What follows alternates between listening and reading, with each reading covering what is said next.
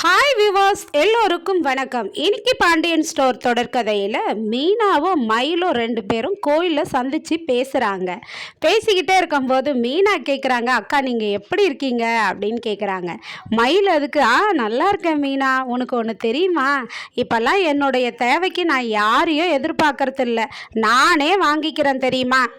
நான் பாரு மீனா, எனக்கு மருந்து நானே போய் வாங்கிக்கினேன், அதுவும் இல்லாமல் அடுத்த மாதம் செக்கப்புக்கு இப்போவே காசு எடுத்து வச்சுட்டேன் தெரியுமா அப்படின்றாங்க மயில்.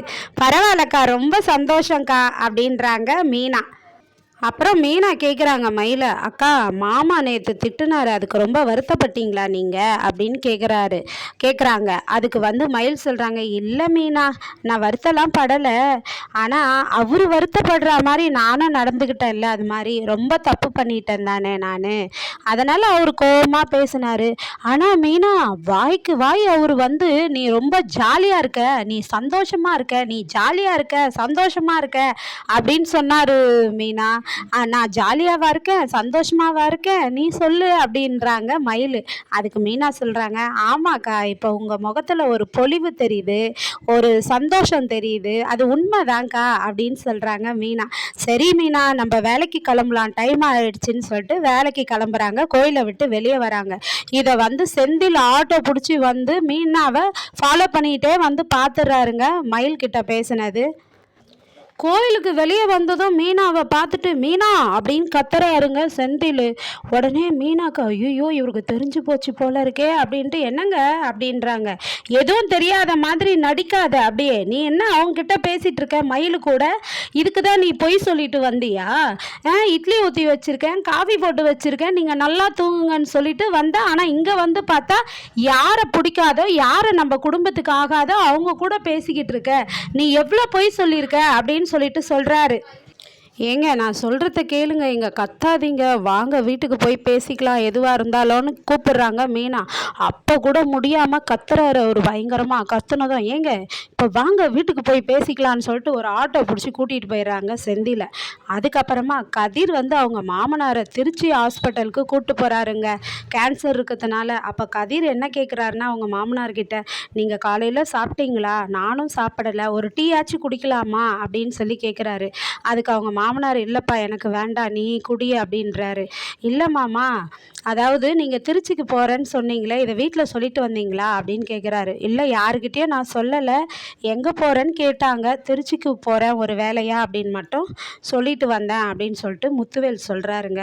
அதெல்லாங்காட்டியும் கதிருக்கு அவர் வேலை செய்கிற இடத்துலேருந்து கால் வருது, ட்ராவல்ஸ்லேருந்து. உடனே கதிர் என்ன சொல்கிறாருன்னா, சாயந்தரம் வரையும் நான் ஒரு முக்கியமான வேலையாக இருப்பேன், நீங்கள் யாரும் எனக்கு கால் பண்ணக்கூடாது அப்படின்னு சொல்கிறாரு கதிர்.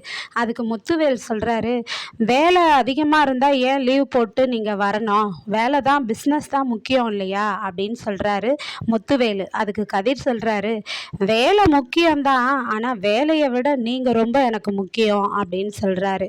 அதுக்கப்புறமாங்க வீட்டில் செந்தில் மீனாவை போட்டு சரியான சண்டைங்க.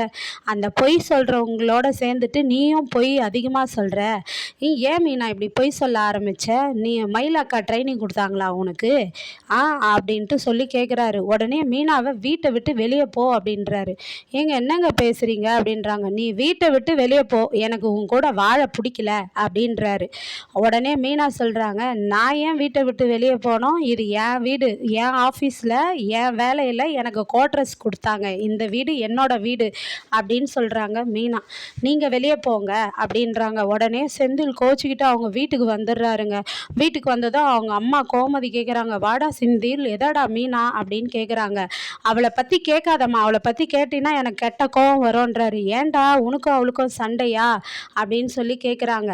ஆமாம், அவள் ரொம்ப திமிர் பிடிச்சி போய் ஆடுறாமா, நிறைய பொய் சொல்கிறா அப்படின்னு சொல்லிட்டு சொல்கிறாரு. உடனே காந்திமதி சொல்கிறாங்க, மாப்பிள்ளை என்ன இப்போ தான் உங்களுக்கு சண்டை முடிஞ்சுது, அதுக்குள்ளே உங்கள் புள்ள ஸ்டார்ட் பண்ணிட்டானா, இந்த வீட்டுக்கு நல்ல வாஸ்து பார்த்து தானே கட்டியிருக்கீங்க அப்படின்னு சொல்லி கேட்குறாங்க. ஏன்டா மீனா கிட்ட என்னடா உனக்கு சண்டை அப்படின்னு கேட்டதுக்கு உடனே செந்தில் சொல்கிறாருங்க, நாளைக்கு ப்ரொமோவில் வருதுங்க, அது என்னன்னா யார் நமக்கு தேவையில்லையோ அவங்கக்கிட்ட அவள் உறவு வச்சு பேசிக்கிட்டு இருக்கா, அந்த மயில் கூட பேசிக்கிட்டு இருக்கா அப்படின்றாரு. உடனே கோமதிக்கும் பாண்டியனுக்கும் சரியான கோவம் வருது. அதுக்கப்புறம் நாளைக்கு என்ன நடக்குதுன்னு வெயிட் பண்ணி பார்க்கலாங்க. நன்றி, பாய்.